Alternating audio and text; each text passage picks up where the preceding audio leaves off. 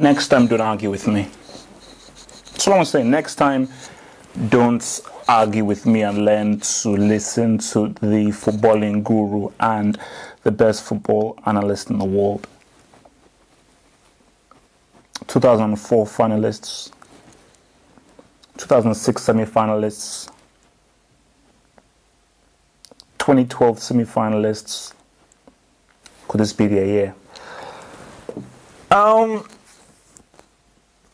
There are a couple of things that need to be said here. So, bear with me. This could be a long post-match analysis. So if you're, just, sip a bit of tea, especially if you're Portuguese, you want to listen to this. But I think for Wales, I've got to give a special mention.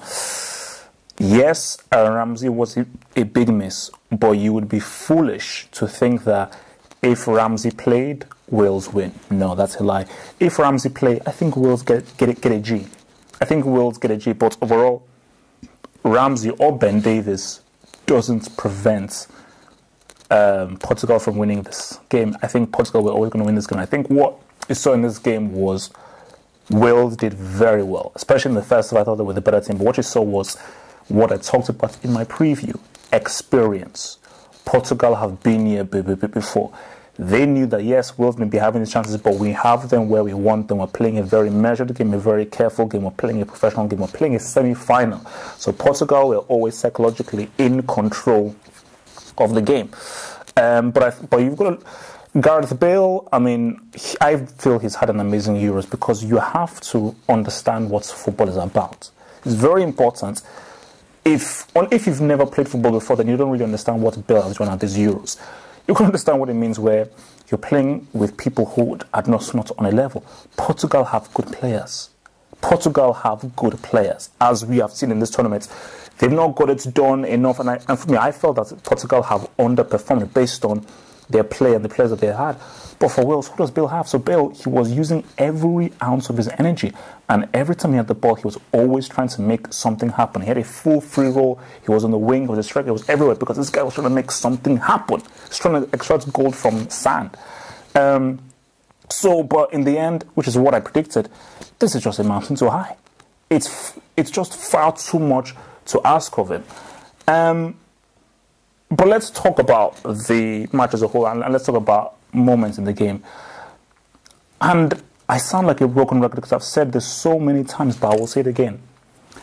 Cristiano, in my view, is not a great all-round footballer. When you think of dribbling, control, footballing, intelligence, and just the beauty of the game, I don't put him in the same category as an Okocha, a Zidane, a Ronaldinho. These are players of beauty. But he's one of the best goal scorers the game has ever seen. You need to understand that he's one of the best goal scorers the game has ever seen. That was an excellent goal. That was an excellent goal. Pretty good with the cross.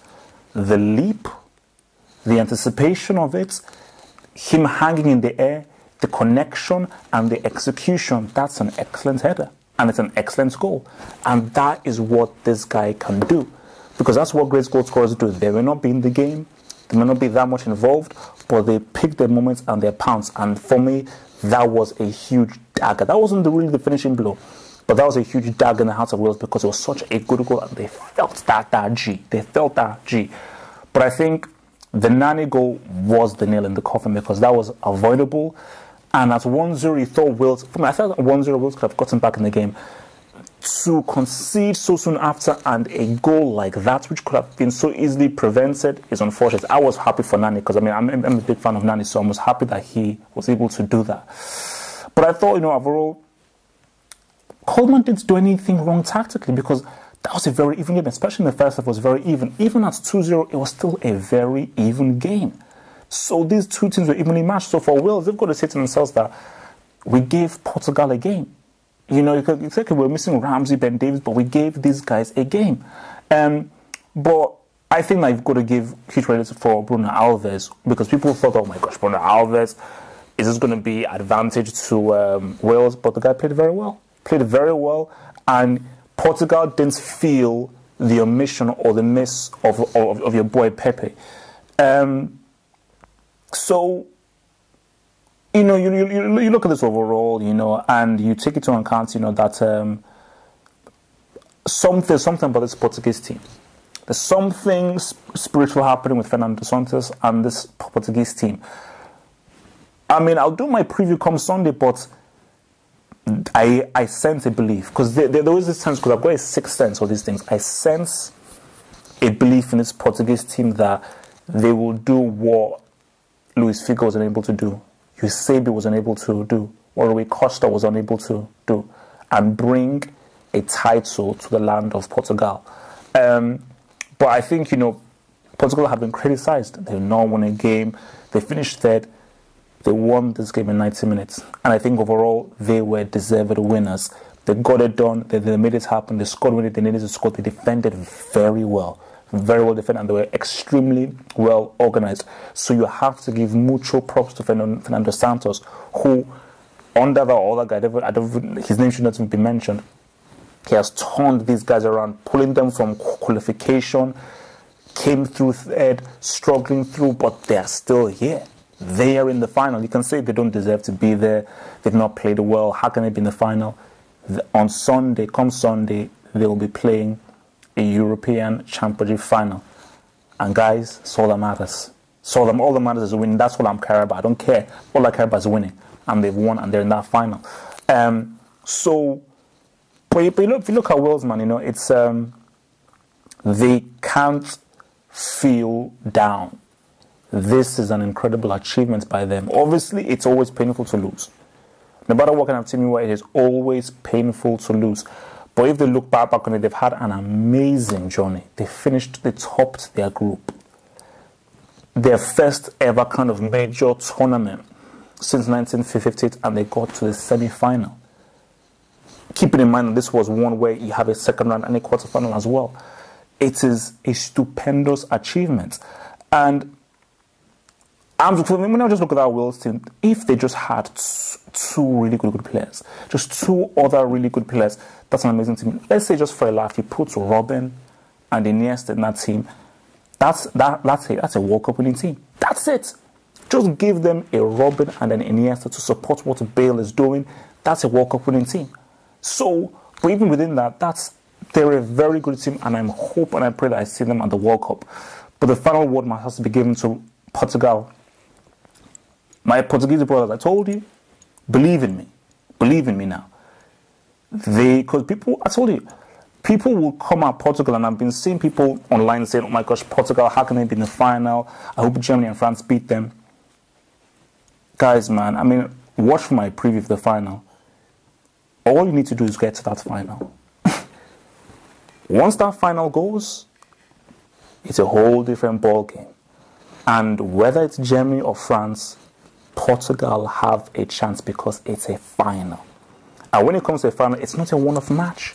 It's not a quarter, it's a semi, it's a final. It's whoever wants it more. And Fernando Santos will be telling his boys that we want it more. We've never won a national thing before. We're so close. This is revenge for 2004 when they came so close. And what I see in this team is a belief. It's not about being entertaining.